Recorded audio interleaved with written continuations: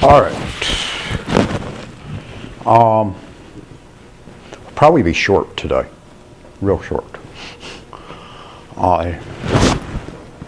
With the bunch of other things I got going on and everything else. And besides, we've really covered 8. That's when I went through it, looked through it yesterday, I realized there's not extra stuff in that chapter. Like there was some other stuff towards the end of 7 and got into the IP version 6 and 7. But I did go over that stuff. Didn't spend a whole lot of time on it. That is, IP version 6 is something that over the next coming years, that if you're staying in networking, you're going to have to learn it better and better.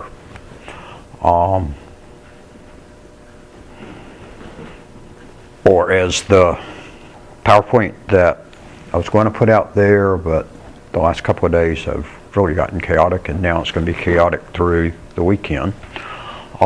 Says on the title of it that the author of the 4th Cisco book said on his presentation on it that I'm going to give to y'all, and I don't think it's out there because actually it refused to upload last night when I tried to upload it, because I've got it to the point where it's approved under ADA. It's not perfect yet, and there's probably in the last 60, 70 slides, there's probably some slides that are going to act a little weird because it's had font problems through it in some places. I'm having to fix that, where stuff went off the screen one way or another, and they used lots of little boxes, and some things didn't do weird in the boxes, and I don't know why, but it does.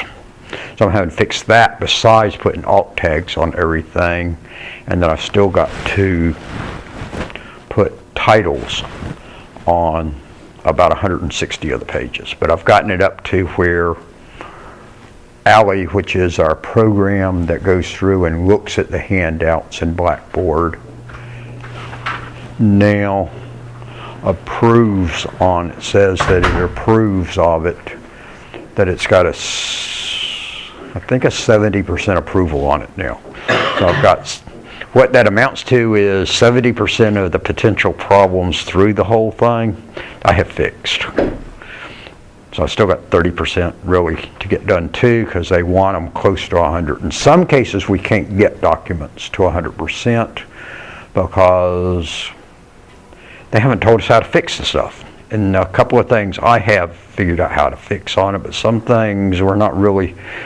It says we got a problem, gotta look at it and go, but that's not a problem in there. So I think Allie doesn't always know exactly how to do on some stuff. So it's a growing program. Contrast seems to be a problem Allie has a problem with, that it wants to set contrast differently on stuff, and I've gone out and looked at ADA guidelines, and I'll have contrast correct according to the ADA guidelines on how it's supposed to be contrasted. And that's to make people that have different types of sight problems be able to see it better.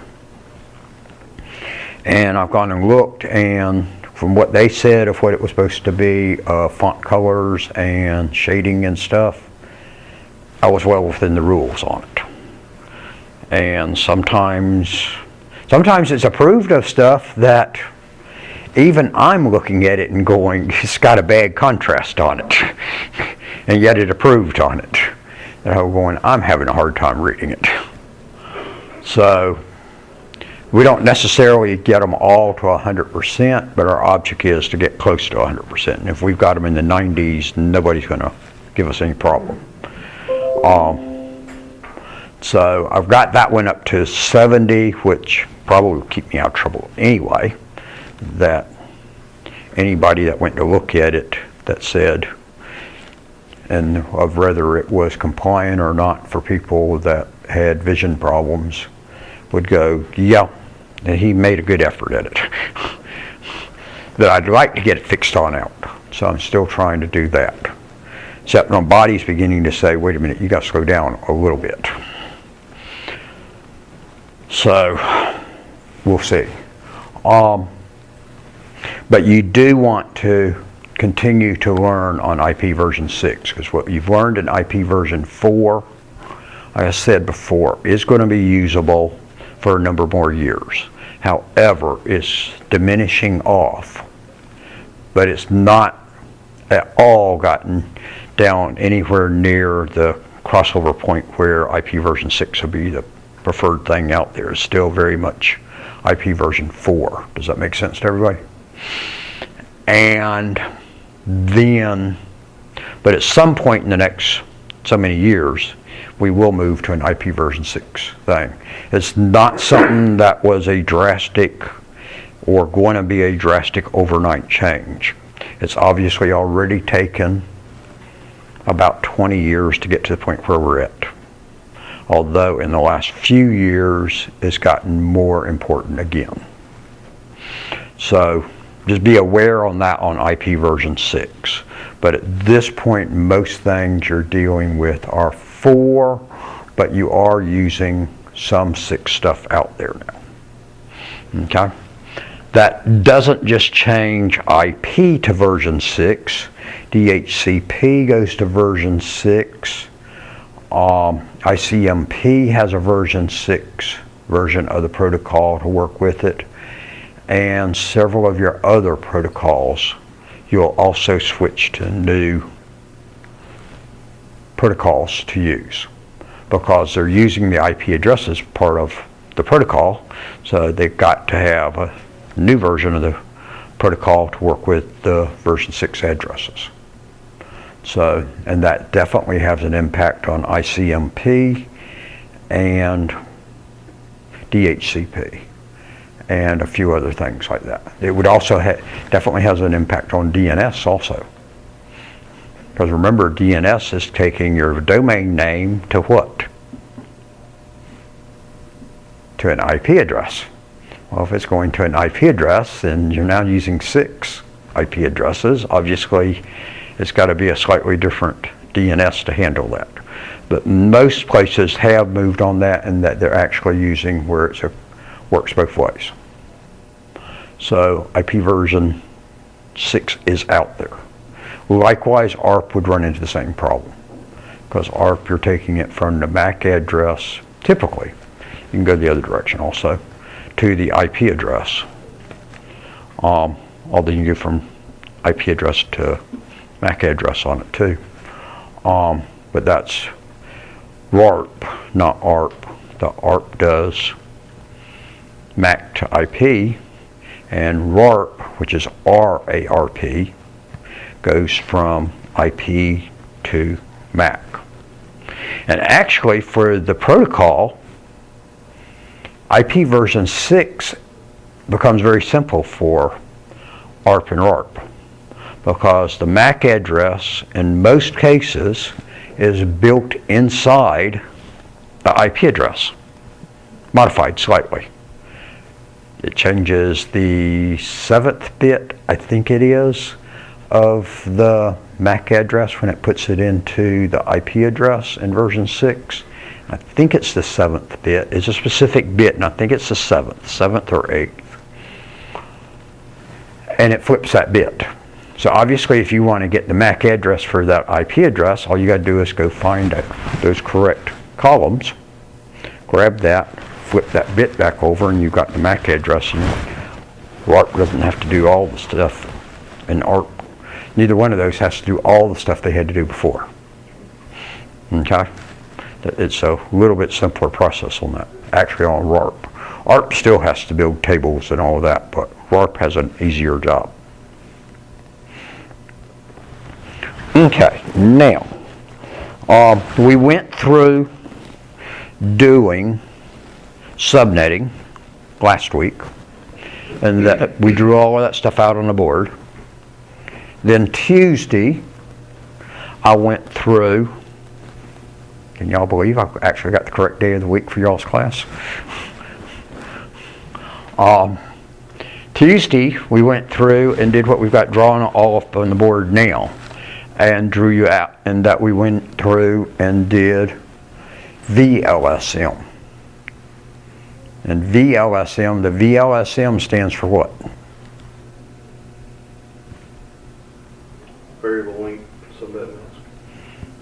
variable length subnet masking, okay, which really got down to right here, okay. You remember we got different subnet masks according to our subnets, okay. So we did that one on Tuesday and went through and saw how to do the variable length one. And I told you, you can keep on going several more levels on in there. And you can do that. Depending on if you're doing a Class C, Class B, or Class A address, depends on how many times you can do it down through there. That if you're doing a Class C address, you can actually subnet the subnets 5 times down, okay? Because you can start with 1 bit, go to the 2nd bit, go to the 3rd bit, go to the 4th bit, go to the 5th bit, and go to the 6th bit. So from your original subnetting, you go 5 more times subnetting the subnet. Generally, you're not going to go that much, but you may well go to that bottom level. You may only go a couple of levels and then jump down to the bottom level. Because like I showed you with the routers, with the little drawing there, that when it's router to router, it only uses 2 addresses, that subnet. So ideally, you do want to break down, if you've got it that way on it, you want to jump on down to the furthest where you're borrowing to the 6th bit there in the C, so that you only got 2 usable addresses on the subnet we assign to that subnet, which cuts your waste down. Now what we did last week, we would have assigned it the full thing. So if we had all our subnets with 30 usable hosts on them, we would have used a subnet with 30 usable hosts on that subnet right there. And that means you got 28 addresses you just wasted. So VLSM is going to make it more efficient for you. Questions on the VLSM. And that's, the VLSM is what Chapter 8 spends the whole chapter on. Okay? That's all it talks about in that chapter, is how to do VLSM. Now, with the schedule I've got us on, we're on 8 through next week. Actually, through next week and your break.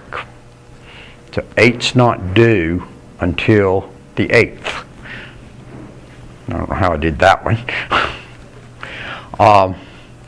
The 8 is due on the 8th, okay?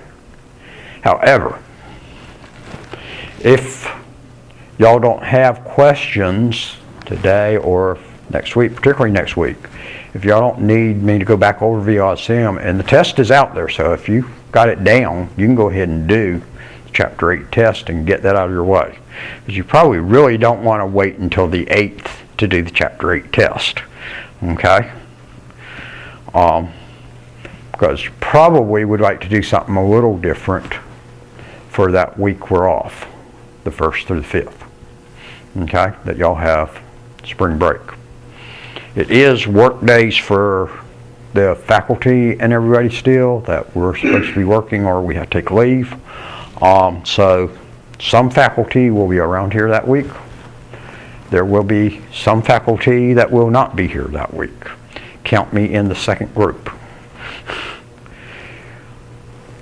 One, I need the break.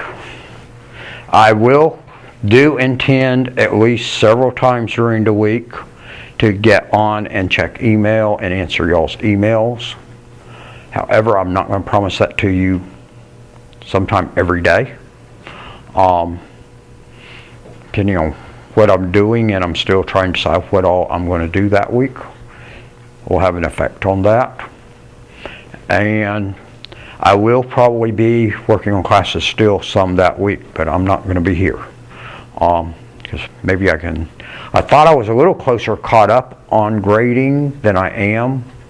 I am much closer caught up now. In y'all's class, I'm actually caught up through Sunday. With the Chapter 7 that was due Monday, I have not touched that stuff, if anything, that was due Monday. But I had in the 2451 classes graded all assignments. As far as I know, I graded all of the assignments through that point. And I'm pretty sure I'd gotten that all done. I won't say for sure on that. However, in the 2601 class, which definitely affects David, and I'm not sure who else, I'm through chapter 6, I think, in there, and they're in chapter 11 now, so I am still several chapters behind, but I have made a lot of progress on that one. And then I've got to do some more, and that I've notified, actually I've gotten into one more chapter, the next chapter that I effectively haven't graded yet, but in that class I actually went in and looked to see what they had submitted, because a number of them in chapter 7, they were supposed to, they had 2 things to do. They've got regular labs to do, they do on virtual machines, plus they got packet tracers in some chapters to do, and some chapters they got one, and some chapters they got the other. And then like in 7, they had both things to do, and some students didn't turn in their packet tracer file, so I went through and saw that and sent all of them a note and told them, y'all got to get that turned into me, and gave them a chance to straighten themselves out on that.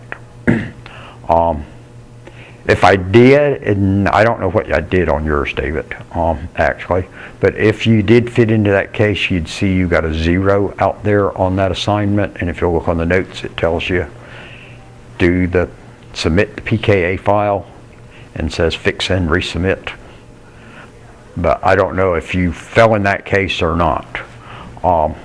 Actually, I'm inclined to think that you had turned all the stuff in. I believe I turned everything in. That's off the top, but that's going off the top of my head, okay? And I haven't looked at it since Monday, I think. But this weekend I was working on all of that stuff. So I've got to do that. The SQL class I discovered yesterday, I thought I had graded them through chapter 3, and they're in chapter 6 now. Chapter 5 was due Monday. They only do one chapter every 2 weeks, and I discovered I hadn't graded chapter 3. I'd graded chapter 3 on a few people, but not everybody, and that's one of my classes. That and the 2601 class are my 2 big classes with about 20, 21, 22 students in each of them. And so I was doing that. So I've got to work on that. But between other stuff going on here at school that I've just been trying to get to it, and then that I've got these next few days. So this afternoon I will be headed for Atlanta. I thought I was going to leave right after I let y'all out, but I haven't even gotten on the computer down there yet. And so I've got to still get on there and check email and a couple of things. And as I took my shower this morning, all of a sudden it hit me when I was at Catoosa yesterday, I didn't take everything with me that I was supposed to take with me. And speaking of which, where we did those cards in here the other day, I need one of those cards to take with me because I got a machine from over there, that short back card.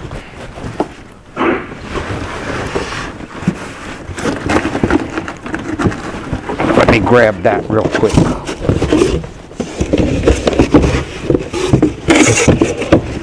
There's a box of those cards back here somewhere.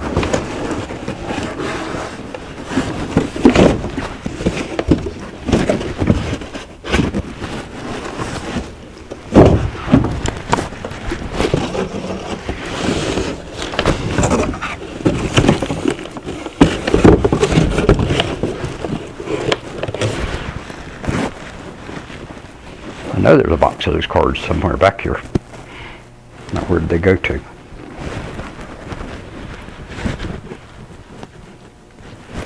Or is it up front? Because those little tiny boxes we had there. There. I think that's them.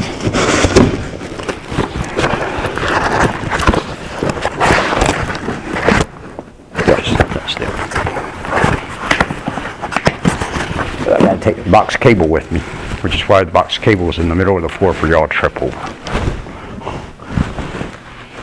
Because I watched every one of you come in and look at that box cable and give it a look of why is it sitting in the middle of the floor.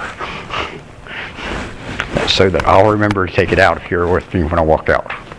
I've got the cabling stuff all out there already, but it won't hurt to take another meter with me.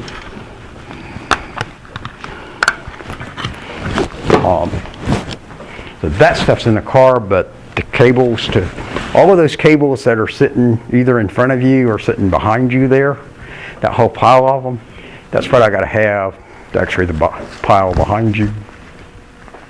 Those two piles, I need a set of those all to go to Atlanta. These two I can't do anything with because the Rome instructor is giving finals in her Cisco class to 2 students tomorrow. And so she's going to be using that whole bit there, so I can't use those. I've got them sitting over at Catoosa where I've given finals using the stuff before. I took all the boxes with me, all the equipment, but didn't notice the cables sitting there because obviously we'd moved stuff around slightly, and apparently had the computers in one spot and the cables in another spot, and I forgot cables, and that's what I thought about this morning. All of a sudden we shower, I went, wait a minute, you forgot to get the cables. But I know what happened because I got to working there in the afternoon, and all of a sudden Mr. Spurlock said, it's time to go, past time to go. It's 4:30, and I went, oh, I got to get up and go because I had to get to church in Lafayette. There's supper down there. And I went, I got to go, and so I got up and left and didn't think about it. I still had something else to carry out to the car. So I got to run over there right after y'all's class, get that stuff, and then still get the rest of the stuff from here. And I don't think I really have more stuff in here to take with me, and I still got to pack up at the house. Because then the full competition's tomorrow, and then the award ceremony is Saturday morning. And from what I gather, I just remember I got a phone call to make to one of the judges. She called me yesterday morning, I didn't hear it, and then I saw the voice message last night at 11 o'clock at night, and I thought she probably doesn't want me to call her now. That I'd catch her this morning. So, all of that going on, and I got to get down there. And then, ideally, I may be able to work on some stuff tonight, but I've got other stuff to do too tonight, because I've told y'all before where I do that stuff for the church on their computer to get on the projection systems there. I've got to get that put together. And the music director was really nice to me this week. She sent me the early service songs Monday. She usually doesn't send them to me till Friday. She sent them Monday, and so I need to go ahead and put those all together. And when she sends them to me, I have to go through and edit them further because she's not a computer person. She's got them all in a PowerPoint, but the fonts, most of the fonts she's got on the stuff is probably 10 to 12 font.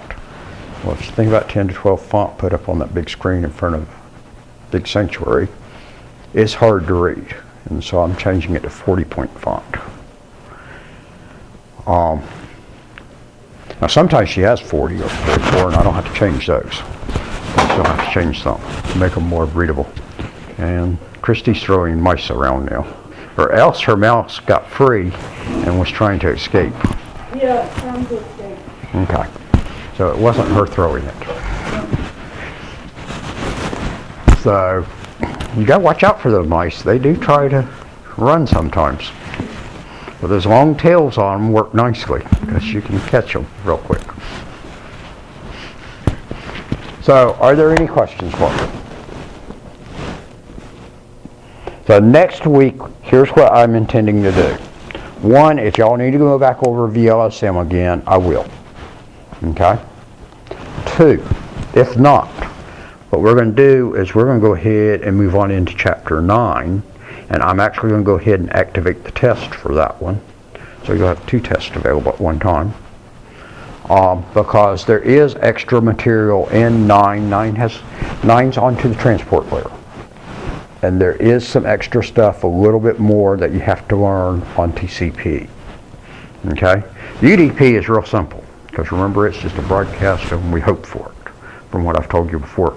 TCP, we're going to actually set up conversations, and so we got to spend a little bit of time about how does it establish its conversation, how does it stop it, and there's a 3-way handshake it starts with that you're going to learn. And you need to know that, so we're going to have to spend a little bit of time there. So there's no reason not to go ahead and do that. The other thing is, if we're running on a chapter ahead coming down to the end, works good for us anyway, which we will, because then that last week, actually it'll work twice good for us, because that last week then, actually that last Tuesday, that we can work on doing y'all's final lab in here, and maybe even start on it the previous Thursday, okay, and do it. And you might not even have to come to school the last week on April the 30th and May the 2nd. Because actually on May 2nd, I'm not planning to be here. So that final Thursday of this class, I'm supposed to be in Atlanta with another instructor, with Jill West, that's an adjunct over at Dalton, and a former student, and probably somebody else or whatever, who knows. Amazon's having their AWS Summit, which is Amazon Web Services, which is their cloud. They have a big conference thing down in Atlanta each year. Last year they had 5,900, I think it was there, if I remember right.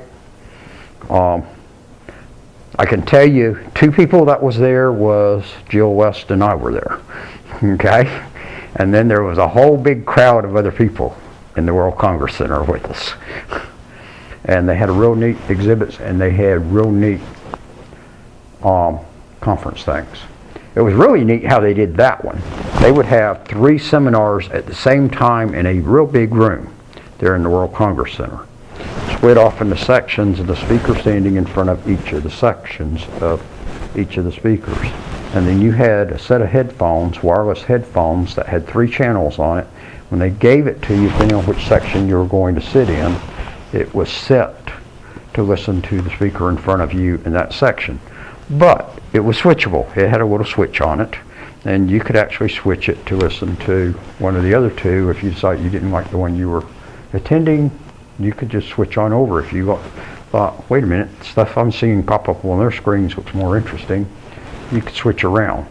They all had LEDs on them, so they were red in one section, green in a section, blue in a section, or something like that. Or distinctly remember the red, and then there was 2 other colors. And so if you switched to a different channel, it switched colors on it, so it showed which one you were listening to. So actually they could observe watching it of whether some speaker was more boring than other speakers to people. If a section all of a sudden started changing colors to other colors. I don't know if they did that or not, but, or if they even thought about that. That's what would tell them on that. But we sat there and sat in some sessions, and what we went into the session on, we realized another session looked more interesting, or she and I could both be sitting there in the same section sitting there, and we could listen to 2 different sessions. As it was, she and I discovered that day that we kept having the same interest in which thing we wanted to go listen to anyway. What she said was, to her, enjoyable on attending a conference with somebody was that I had the same interest as she had. So it was a real interesting one last year, and again, it's on May 2nd. I'm actually going to put the information out there, intend to put the information out there for y'all in the general discussion, because it is free, that if any of you want to go down to it, that you can go out and register and go to it. But you'll be responsible for getting yourself there and everything else. But it'd be something you can take advantage of, and it is, like I say, that nice, good 4-letter word, free. Now the first day, it actually runs May 1st to May 2nd. May 1st, it's not that 4-letter word, it costs. And they've got a number of, looks like really neat training sessions, but they're like $160 a piece. That's $160, if they're $160 a piece, that's $160 more than the school is going to spend for me, so I'm not going to do those. But the stuff that they've got through on the second day, Last year they had a vice president as their keynote speaker, and he did really neat. I think he's doing some speaking on it, but they got some lady, and I don't remember who it was, what she does exactly, but she sounded rather impressive on it. That's their keynoter on the second day. And then they got all their little sessions, and the exhibit hall was rather interesting last year. And then on top of that, they feed you lunch too, that you don't pay for that. They tell you they've got a continental breakfast, but if it's like what they had last year, all they had was coffee pretty much out there for us. They had coffee out there, they had no juice or anything. I finally found the water bottle where I could get water. And I think they did have some pastries for us, but it was real limited on it that I was, going, this is a little strange because usually, yeah, they'll put coffee out there, but usually they also put out some type of juice for people or have Cokes out there. And they had none of that for breakfast. Because I have seen where they'll serve coffee and Cokes at breakfast. But it was just coffee, and I'm not a big coffee drinker. I will drink coffee, but I'm not big on it. I don't drink it very often. So I was sort of left out in the cold. The other problem with coffee is coffee likes to run through me, so I really don't like drinking coffee when I go to a conference thing like that.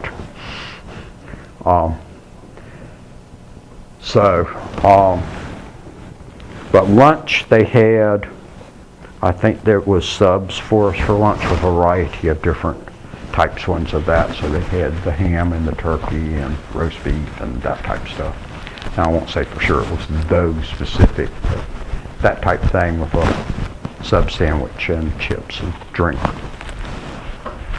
And for free, that's not bad at all. And you go to a lot of these things, even if you pay for them, but that's what you're going to get as a box lunch. That's what I got Friday 2 weeks ago when I was in North Carolina. Was they gave me a sub sandwich there to leave on. That's what the school fed me the other 3 weeks ago on the Friday. If you eat dinner at these places, you're going to get chicken. You're going to get a piece of boneless chicken. But breakfast you're never really sure about because how much they're going to give you and what they're going to give you, and sometimes they got hot breakfasts sitting there. So that's the one that's always up in the air on it, of what you might get. So, but that's going to be, hopefully I'll be real informational for me again. The booths and stuff had some neat giveaways also last year, besides lots of information on other vendors, things to go with, to work with Amazon Web Services, of some other products to work with it, and that they had some neat things. So we got some neat information from some of them and talked to a few interesting people. And actually the Vice President of Amazon Web Services that was there, that was speaking, he's written some book about the cloud, and he was giving away his book autographed to us there. So that was interesting too. But we didn't first go to get that one that she and I were going, ooh, well, we'd like to get the book, but it had a humongous line of people standing in line because he was literally autographing the book for each person. So he put your name and signed his name to it. And then later in the day, we walked into there because the last session, there wasn't anything that really caught our eye on it that we wanted to hear. And we went back in there to look around, and I think there was one of them we wanted to get to ask something. They also had a real neat Alexa set up in a Airstream trailer where everything in that trailer was running off of Alexa, so you could tell Alexa lower the blinds, and it lowered the blinds and the windows, raise the blinds, turn on the coffee. Alexa, it's evening, I want to watch such and such on TV. It lowered the blinds, brought the TV out, turned it on to whatever you want it to watch, and lowered the lights on you, and so on. So they had all kinds of neat control on that one. So they had tour groups going through that all day. That was a lineup too, but at that point late in the day, also most people had left, and there was no line there. So she and I went through that, came out, and There was no line over there for him. He was still standing there signing books and had books left and had no line there. So we went over and got our book from him. And he actually stood there and talked to us for a minute or two because there weren't people standing behind us. For everybody else, it was, "What's your name?" and wrote it out and signed it. And he stopped and asked us what we did and stuff. And talked to us for a moment. So that worked nicely. So those can be interesting.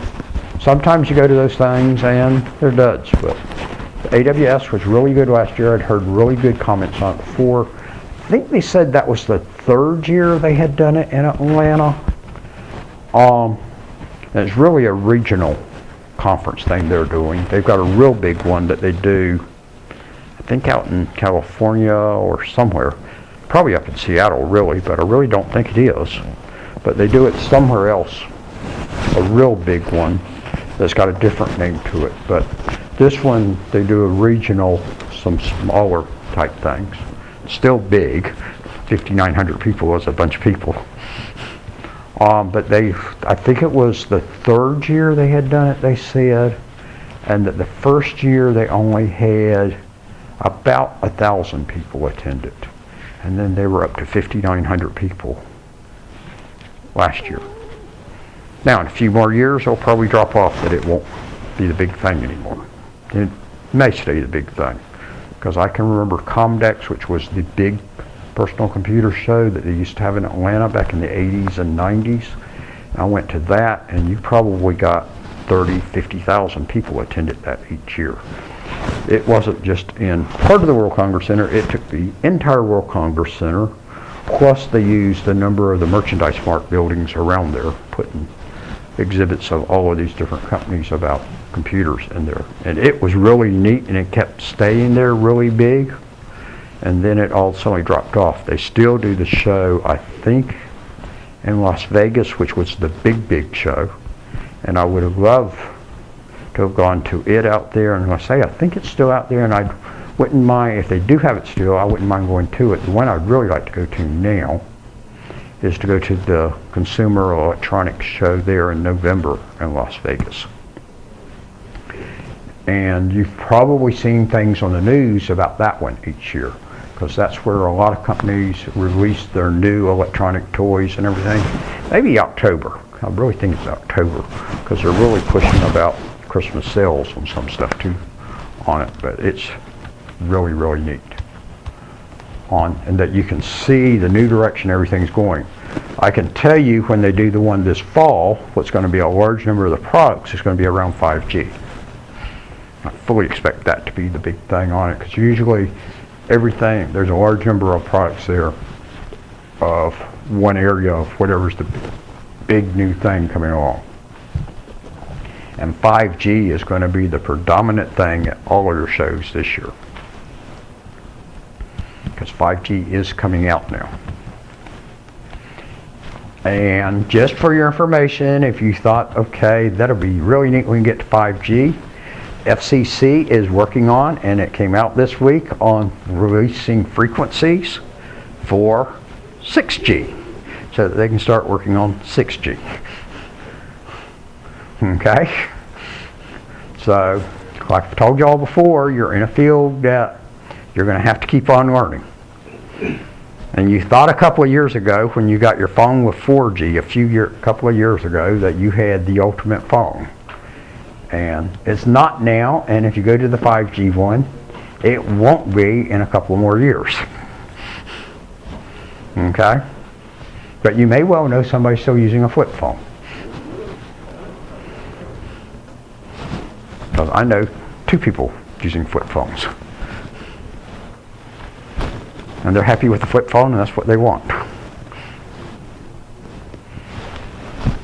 Probably none of you want a flip phone.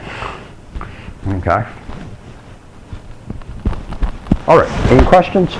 If not, class starts in 16 minutes. That's what the clock says back there. But we'll wrap up this 9 o'clock session of class that we thought was supposed to be